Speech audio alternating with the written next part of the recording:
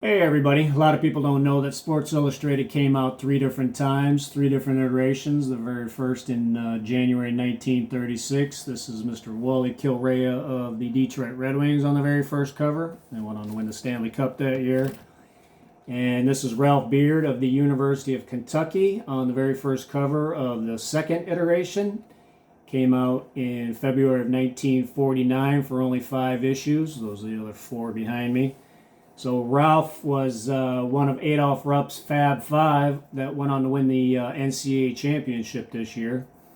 They won it the year before that, and Ralph hit the game-winning free throw to win the NIT championship the year before that.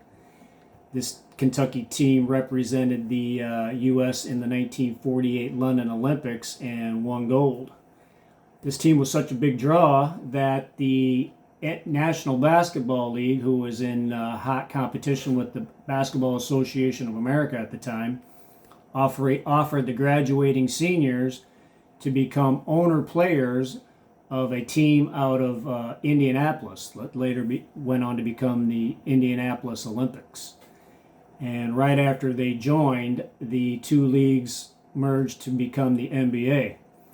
Ralph and his teammate Alex Grosso were on the very first NBA All-Star team. Ralph hit the game-winning shot in the final seconds of 6th overtime to beat the Rochester Royals in what is still today the longest game in NBA history. The Rochester Royals went on to win the championship that year and later went on to become the Sacramento Kings. Unfortunately, Ralph and his teammate Alex Grosso got swept up in the 1951 CCNY point shaving scandal and were the first 2 players to get kicked out of the NBA. And unfortunately, the Olympics spiraled downhill badly after that and folded within a couple of years.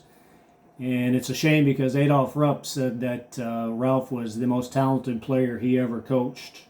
And years later, Bobby Knight introduced him into the Indiana locker room and told his players that this was the Michael Jordan of his day.